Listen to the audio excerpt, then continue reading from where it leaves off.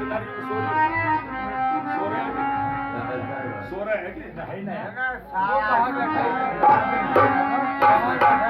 लगा ले और माइक में आ जाए बाहर कर दो।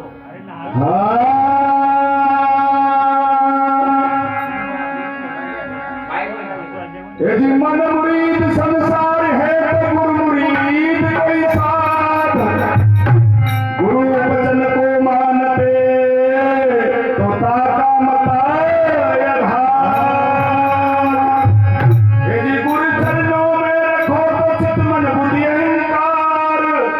फिर कुछ आपा ना रहे तो उतरो भोजन पर। बताते हैं कि कुरान के अंदर लिखा हुआ है, क्योंकि मुझे दो वजन से जानते हैं, मुझे दाढ़ी देख के मेरे भी कहते हैं, मुसलमान भी कहते हैं मुझे, और कई बार तो विवाद हो जाता है कि भाई यो है तो मैं भी, लेकिन बात यो रहेगी ना यार ले तो नहीं जाट है, लेकिन होती है चर्चा, क्योंकि दाढ़ी देख करके मेरे भी कह देते हैं। तो बताते हैं कि कुरान के अंदर दो बात लिखी हुई है कि अल्लाह के चार बेटे हैं, दीन और ईमान, मतलब और जहान।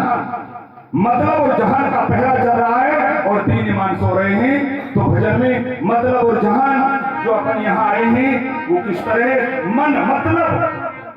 तो कैसे भजन के अंदर कहेंगे हाँ ये मतलब के बिना ओ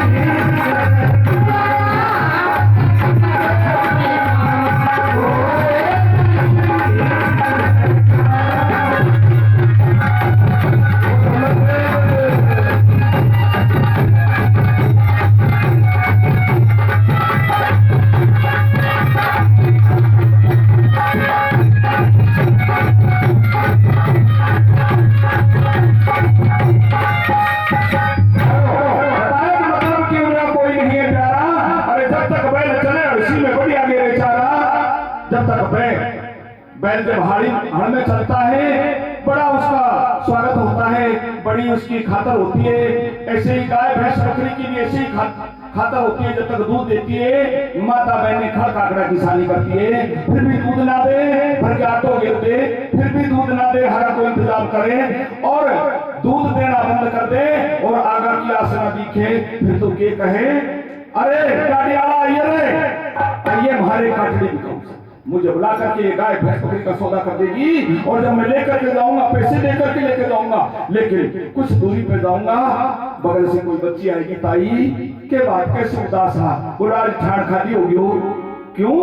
बोलो वो डाडी आवाज तो भैंस और पार्टी खोल ले गए हो, क्यों दे दी, बोलो दूध देना बंद कर दियो, आगा की आसना दिखेंगे यार महंगो है, बहुड़िया काम ना करे और मैं तो थक जाऊं काम करती करती, पर वो बाप करो मेरी तरफ एक अंगड़ी जा रही है, मेरी तरफ एक अंगड़ी जा रही है, चार खुद की तरफ मुड़ रही है, मुझे बता रही है हत्यारा, मुझे हत्यारा बता रही है, और चार अंगड़ी खुद की तरफ जा रही है कि उससे ज्यादा तो 4 गुना दोष तेरे अंदर है जो जान के तेने उस कसाई को भी चाहे। नंबर 2 में क्या कह दिया?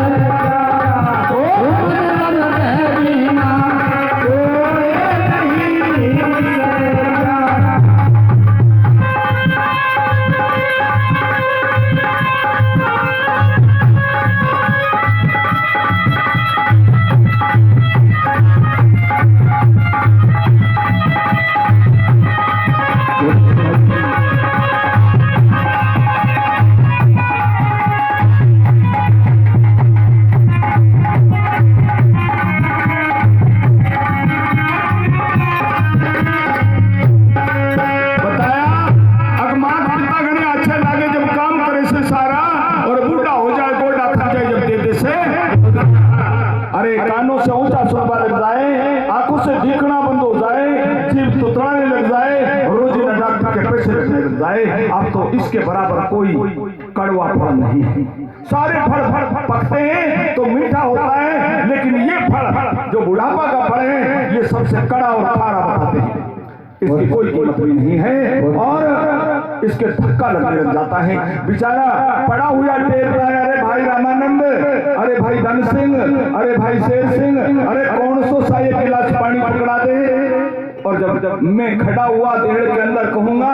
कि तू हड़ में चाल का जितने पड़ा लाग रही, अपने बाप की बोली बंद कर दूंगा, अपनी माँ की बोली बंद कर दूंगा। लेकिन मेरी घरवाली मुझसे ज्यादा ज्ञान है, पढ़ी लिखी है, रोजीना व्रत उपवास करती है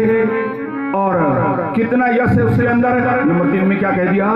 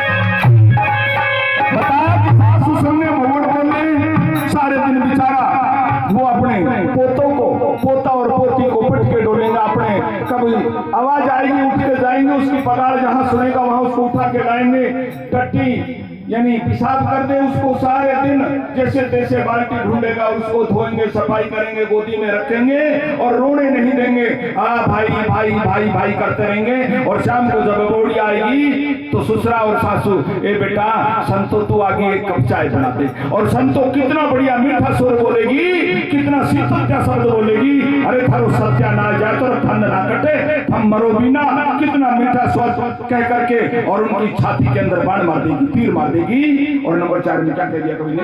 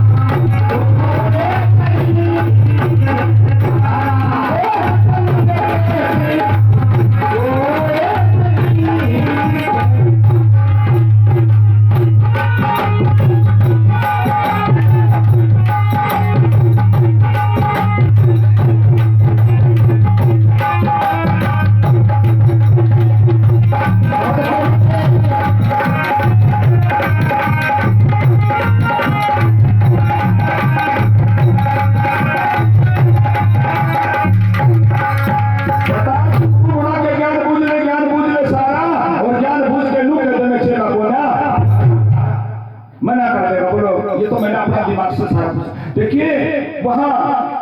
एक भील ने जब धनुष से बाण सीख लिया था द्रोणाचार्य की मूर्ति के सामने, और जब उसकी परीक्षा के लिए और द्रोणाचार्य और अर्जुन गए तो उन्होंने कहा कि आपने विद्या कैसे सीखी, कि महाराज आपके पास गया, आपने तो मुझे छोटी जाति मान करके मुझे भगा दिया, लेकिन मेरे दिल के अंदर तो